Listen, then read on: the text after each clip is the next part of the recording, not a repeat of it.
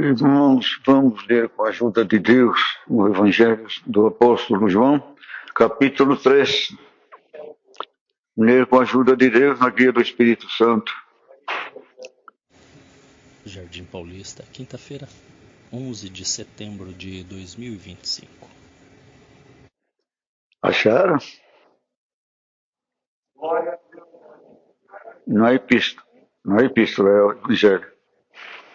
E havia entre os fariseus um homem chamado Nicodemos, príncipe dos judeus.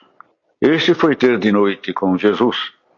E disse-lhe: Rabi, sabemos que é mestre, vindo de Deus, porque ninguém pode fazer estes sinais que tu fazes, se Deus não for com ele. Jesus respondeu e disse-lhe: na verdade te digo que aquele que não nascer de novo não pode ver o reino de Deus. Disse-lhe Nicodemos: como pode um homem nascer sendo velho? Porventura pode tornar a entrar no ventre de sua mãe e renascer? Jesus respondeu: na verdade te digo que aquele que não nascer da água e do Espírito não pode entrar no reino de Deus. O que é nascido da carne é carne, o que é nascido do Espírito é Espírito. Não te maravilhes de ter dito: necessário vos é nascer de novo. O vento assopra onde quer, ouves a sua voz, mas não sabes de onde vem, nem para onde vai. Assim é todo aquele que é nascido do Espírito. Nicodemos respondeu e disse-lhe: como pode ser isso? Jesus respondeu e disse-lhe: tu és mestre de Israel, e não sabes isto? Na verdade, te digo que nós dizemos o que sabemos e testificamos o que vimos, nem não aceitais o nosso testemunho. Se vos falei das coisas terrestres e não crestes, como crereis se vos falar das celestiais? Ora, ninguém subiu ao céu senão o que desceu do céu, o Filho do homem que está no céu. E como Moisés levantou a serpente no deserto, assim importa que o Filho do homem seja levantado, para que todo aquele que nele crê não pereça, mas tenha vida eterna. Porque Deus amou o mundo de tal maneira que deu a seu Filho unigênito, para que todo aquele que nele crê não pereça, mas tenha vida eterna. Porque Deus enviou o seu Filho ao mundo, não para que condenasse o mundo, mas para que o mundo fosse salvo por ele. Quem crê nele não é condenado, mas quem não crer já está condenado, porquanto não crê no nome do unigênito Filho de Deus. E a condenação é esta: que a luz veio ao mundo, e os homens amaram mais as trevas do que a luz, porque as suas obras eram más. Porque todo aquele que faz o mal aborrece a luz, e não vem para a luz, para que as suas obras não sejam reprovadas. Mas quem pratica a verdade, vem para a luz, a fim de que suas obras sejam manifestas, porque são feitas em Deus. Amém. O Senhor não veio condenar o mundo, o Senhor veio salvar o mundo.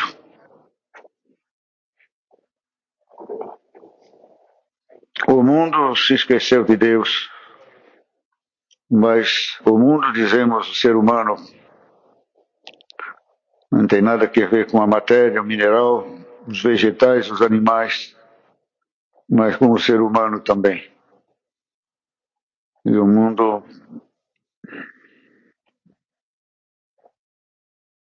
estava sem Deus.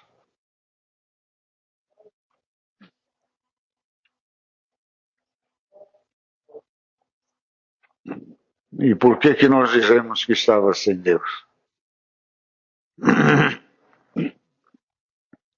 Por causa das obras. Principalmente a obra de Deus no coração do homem, que é a honestidade, a justiça, a bondade, o amor, a caridade, a fraternidade, a amizade. E a santidade, temor a Deus, a invocação a Deus, a adoração a Deus, o reconhecimento a Deus, da sua vida, da sua existência e da sua também peregrinação na face da terra. e também do temor também, e a respeito também da revelação ou da ignorância, do saber ou ignorar, que o homem tem um ser dentro dele que é eterno, é imorredouro, não morre, é imortal. Caim trouxe a morte, Jesus trouxe a vida, e o mundo estava esquecido, e esquecido do seu Criador. E por que nós podemos falar que o mundo estava sem Deus? Porque não tem a obra de Deus no homem, no seu moral, no seu caráter, na sua dignidade, e também nos prodígios que Deus opera em favor do homem. Deus cuida do homem. Deus cuida do povo do mundo. Mas Deus ama nós e cuida de nós. E por que podemos dizer que o mundo não tem Deus também? Pelas suas obras. Quem tem Deus tem as obras de Jesus Cristo. Jesus Cristo, o Senhor mandou os profetas com mais iluminação, mais poder, mais virtude, mais obras, mais luz, mais esclarecimento, mais profecia, com palavras mais contundentes, com sinais, prodígios, maravilhas, dos dois lados. Tanto repreensão, castigo, destruição, como benção, como libertação. E matar os profetas. Teve profeta que entraram até no santuário de Deus, pegou na toalha sagrada para não ser morto. E mesmo assim mataram o profeta. E Deus falou, vou mandar meu filho Jesus, eles vão temer. Mas também aquela parábola que mandou o chefe de tudo, mandou seu filho, eles vão respeitar meu filho porque é meu filho. E mataram o filho dizendo, matamos o filho, o velho morre e nós ficamos com tudo. O inimigo, na sua intenção, era matar o filho.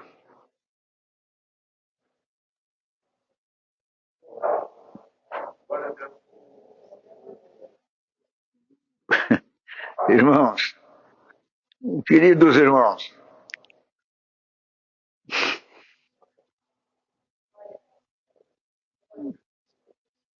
quando que o inimigo quis matar o Filho de Deus mesmo?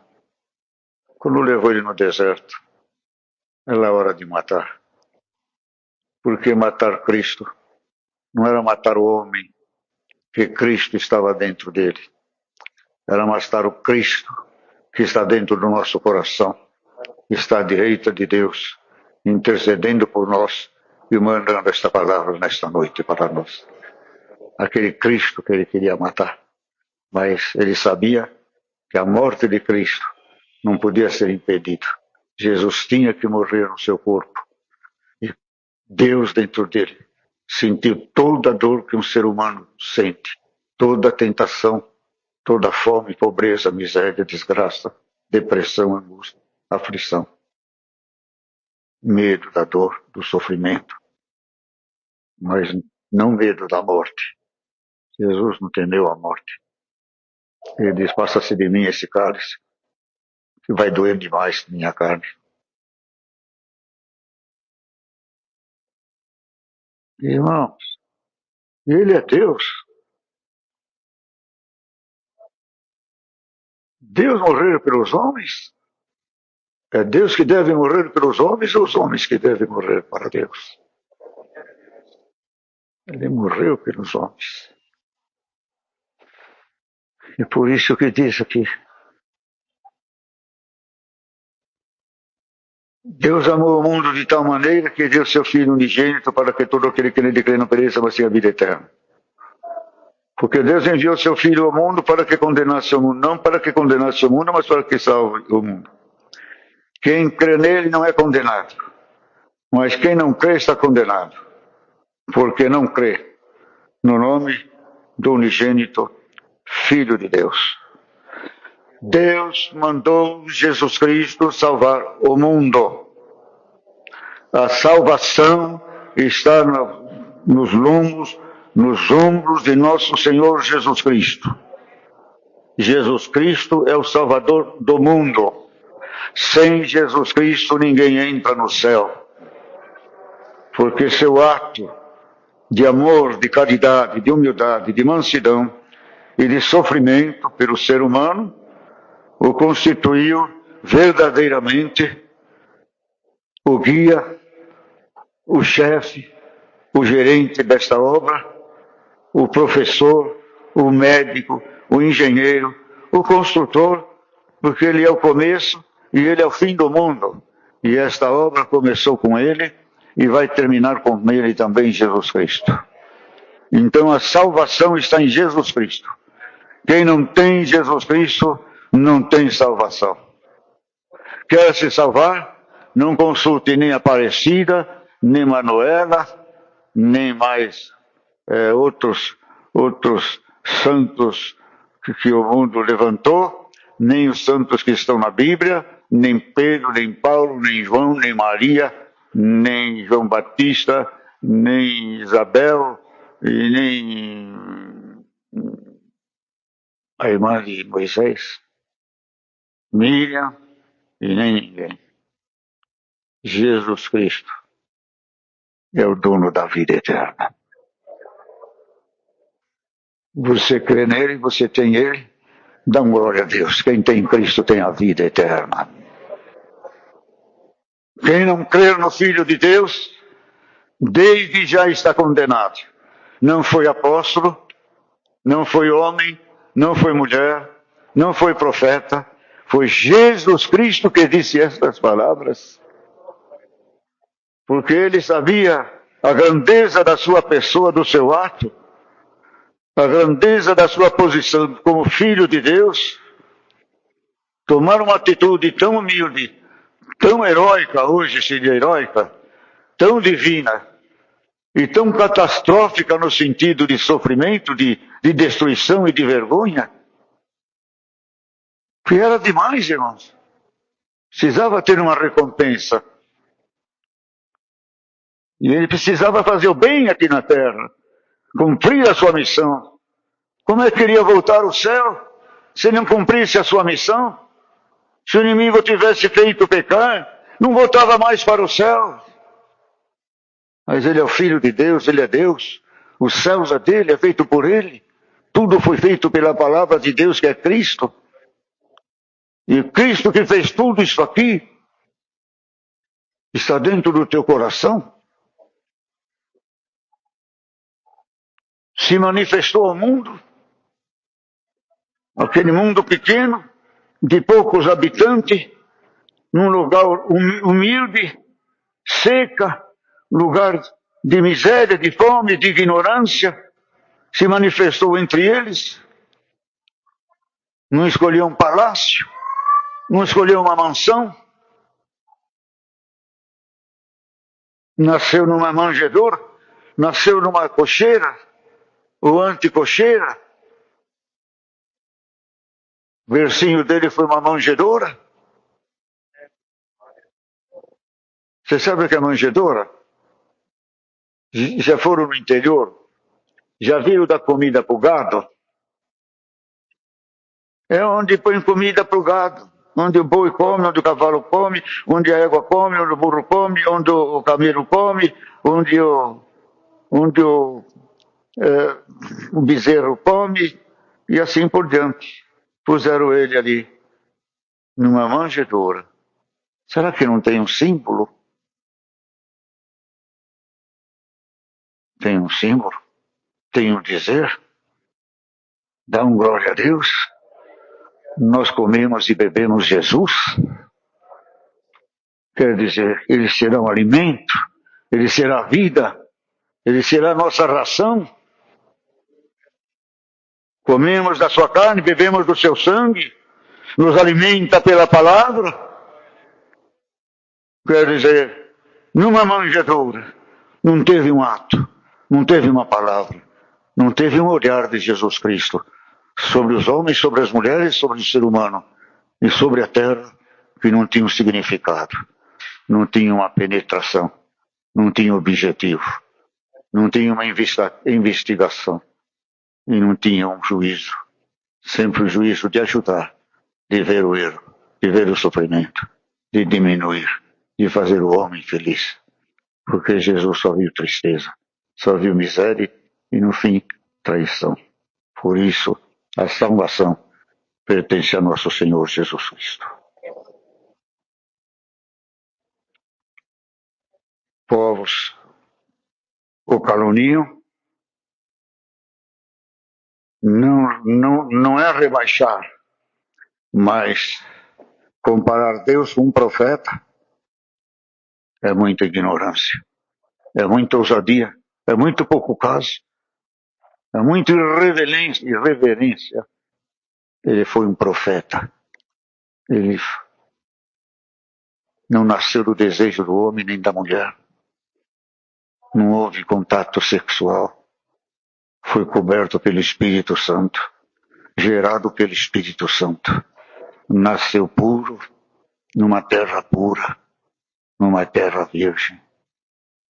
Quando Deus fez Moisés, não, Adão, a terra era virgem, não tinha morte, não tinha sangue, era virgem, era pura. Deus pegou da terra virgem, pura, e fez Adão. Glória a Deus. E Jesus fez no ventre de Maria Virgem um novo Adão, puro, santo. Pegou uma virgem pura para que ele saísse puro. E dá um glória a Deus. Está puro dentro do teu coração. Pedindo a nossa purificação. Pedindo a nossa consagração, a nossa entrega. Para que ele possa gerar dentro de nós um verdadeiro servo e serva de Deus, nesta terra como homem e mulher, mas no céu sem sexo, um cidadão dos céus, com um nome eterno, com uma vida eterna, escrita, vamos dizer assim,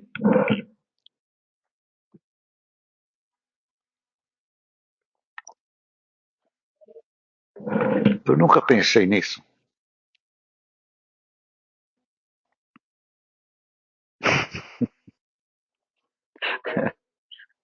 Eu nunca pensei nisso.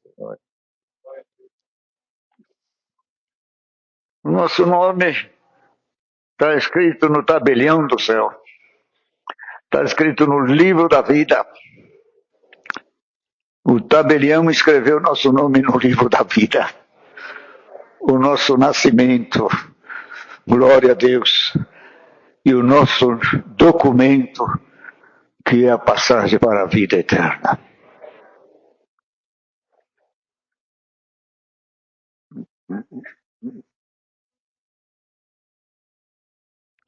Que coisa maravilhosa.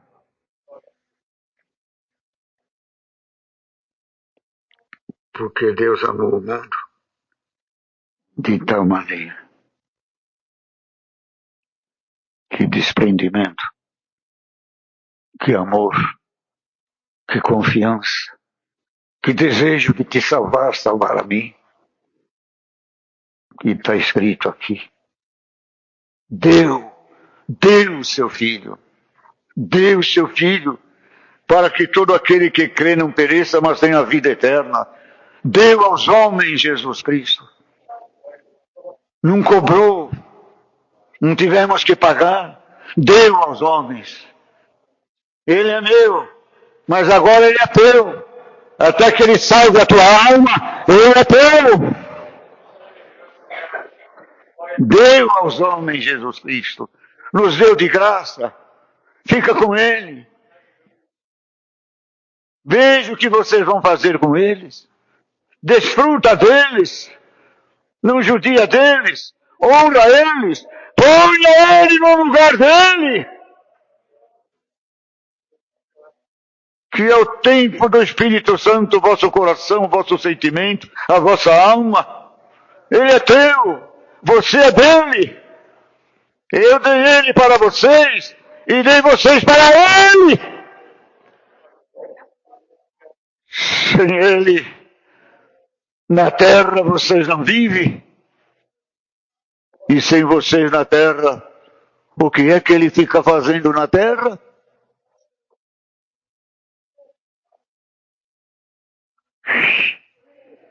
O que ele fica fazendo na terra? Vendo, sofrendo, chorando, intercedendo? Ou ele está vendo as obras que ele opera no homem e na mulher? Está vendo a sua obra? Está vendo o seu destino?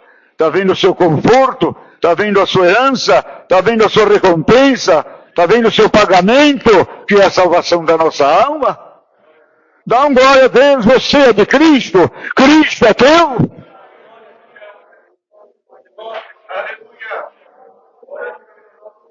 O que Cristo ficaria fazendo na terra? Porque Deus ainda está olhando para a terra, me digam. Qual a razão? Qual o motivo? É a salvação, é a obra de Cristo, que apaziguou, pacificou, deu longanimidade, paciência para Deus, para salvar aqueles que estão escritos com o nome no livro da vida. E Deus ainda olha pela terra, porque tem um povo para salvar. Senão o Senhor nem olharia mais para a terra.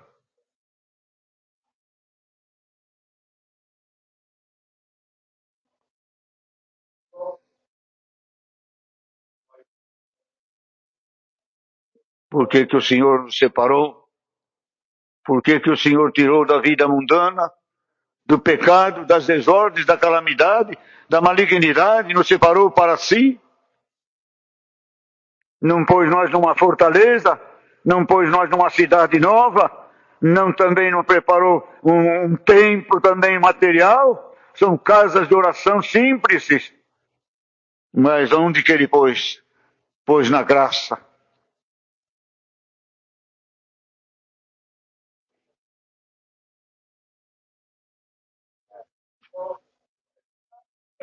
Mas fique sabendo que a graça é uma fortaleza.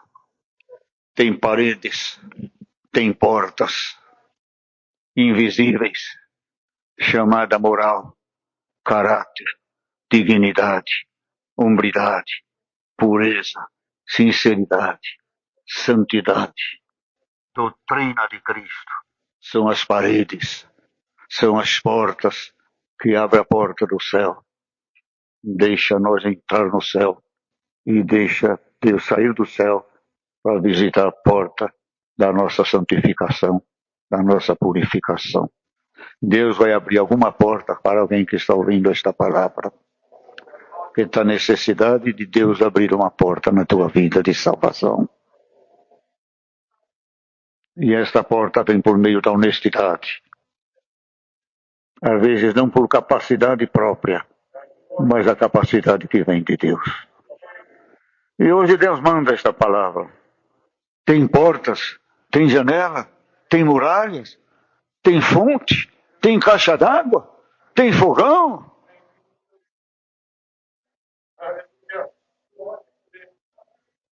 Só não tem geladeira, nem freezer.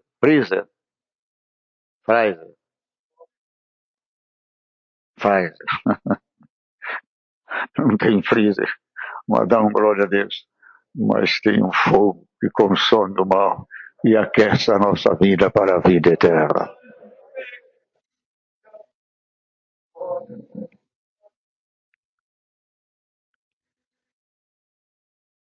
Que coisa perfeita de Deus. Deus não faz nada pela metade. Deus não deixa nada sem acabar,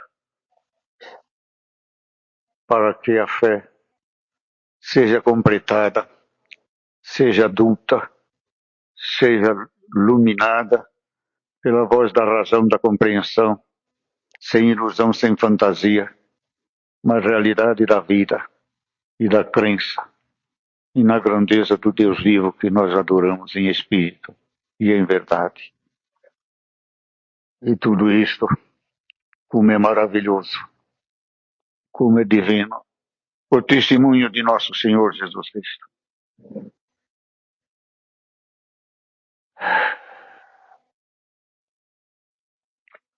Na verdade te digo que nós dizemos o que sabemos e testificamos o que vimos, e não aceitais o nosso testemunho. Se vos falei de coisas terrestres, não creste? Vós creis se vos falar das celestiais? Ora, ninguém subiu ao céu, senão o que desceu do céu, o Filho do Homem que está no céu. Sua onipresença, ele estava na terra, mas está no céu, está em todo lugar.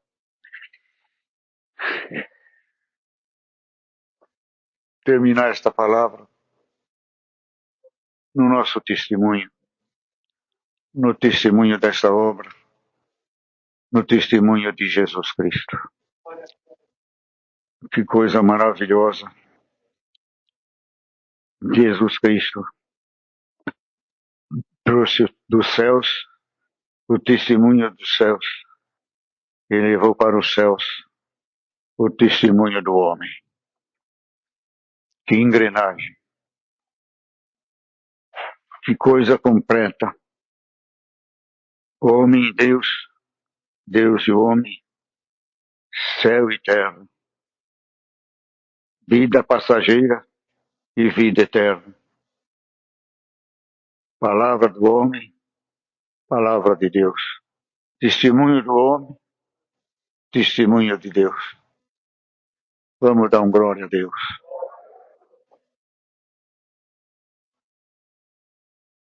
Levou aos céus o testemunho do homem.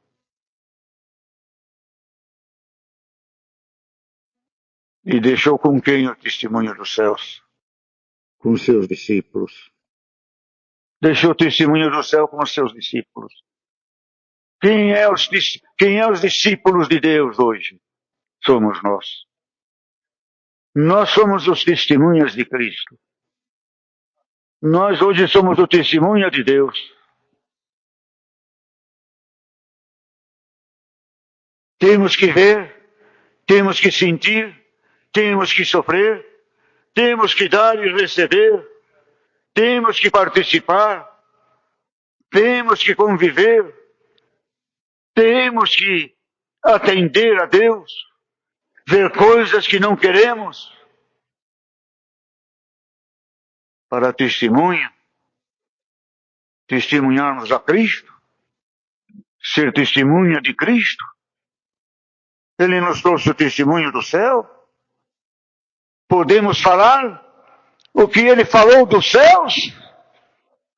O que ele falou dos céus é verdade, é eterno, é santo, é alegria, é contentamento, é felicidade. Deu testemunho de Deus. Ele dizia pelas suas obras: eu não vim,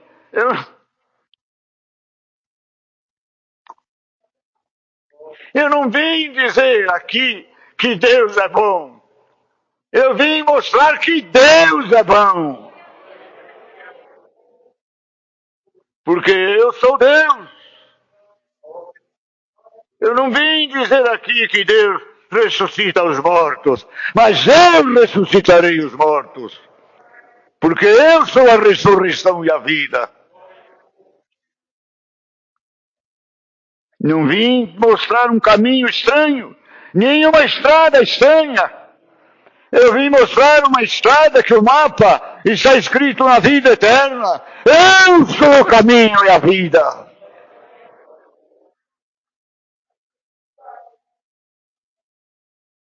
Eu vim falar do meu pai, mas o meu pai não é outro. Meu pai é eu, e eu sou meu pai. Nós somos Deus. Ele me fez, o honro como pai, mas o pai e eu somos um só. Quem ama o pai ama a mim, quem ama a mim ama o pai. Quem ama o pai e o filho tem o Espírito Santo para tal sentimento no coração e na alma. Tá aqui o nenê. Tá por aqui, olha. Olho nele. Eu amo o Pai, faço como o Pai me mandou.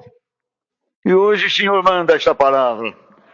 Que testemunho nós estamos dando de Jesus Cristo? Aqui temos duas obrigações na terra. Está aqui, está seguro aqui. Está bebendo água. Nós temos duas obrigações na terra. A igreja e nós. A igreja e o povo. Eu, vocês e a igreja.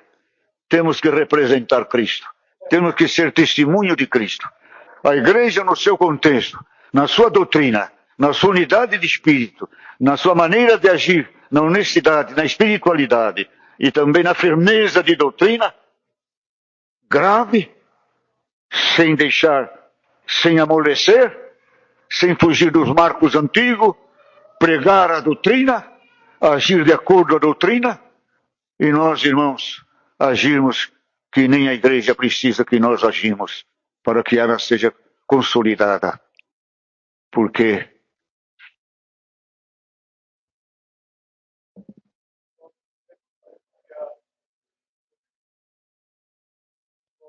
seu filho é mal alimentado, seu filho é mal vestido. Se o pai que a igreja não o alimenta, não o fortalece, não enrijece ele, prepara ele para a batalha, que cantamos um hino hoje, essa guerra não é nossa, não foi hoje. Essa guerra não é nossa, essa guerra é de Deus. Se a igreja não alimenta, não dá força, não dá virtude, não se responsabiliza pela segurança e pela salvação do filho, o pai não merece crédito. Mas se o pai dá tudo, a igreja dá tudo, e o crente não aproveita, é outra coisa. Então vamos sair daqui hoje. Nós somos os testemunhas de Cristo, hoje na face da terra.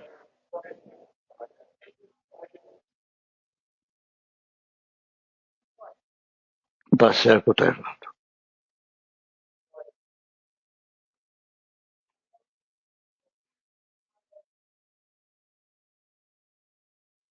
Sem exagerar, sem cobrar de mais nem de menos.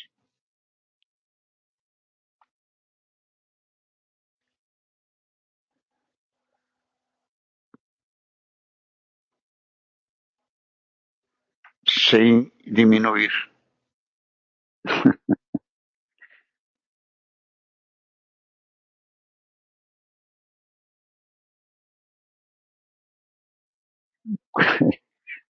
Sem diminuir os apóstolos, nem se considerar apóstolo, não. Estou procurando um meio de não querer roubar a glória de Deus, nem se querer ser alguma coisa. Nós não somos nada, somos zero. Mas, irmãos, os apóstolos, só João que durou mais. Quanto tempo João durou? Uns 90 anos. Hã? 95 anos. Os outros morreram antes. Quantos irmãos que estão há 70, 80 anos fazendo milagres e prodígios? Muitos mais do que os apóstolos fizeram. Sem vanglória, sem teatralização, sem chamamento, mas na humildade e na mansidão. Mas o que o Senhor quer terminar a palavra, estou pensando bem no que eu vou falar, estou com a cabeça muito boa, meu irmão. É assim. Se precisar explicar 2 vezes, 3, eu vou explicar e vocês vão me ajudar, tá?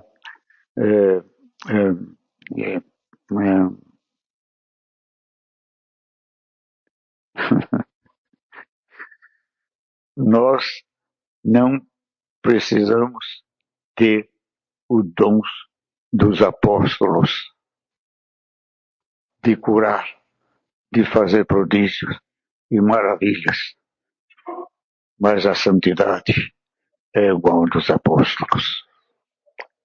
Pode essa profundeza entrar na tua alma? A santidade tem que ser igual dos apóstolos. porque é a santidade que nos faz ver a face de Deus um dia. Deus seja louvado. Amém. Agradecemos a Deus em oração. A oração pelo menos fervorosa, né? Vocês ficam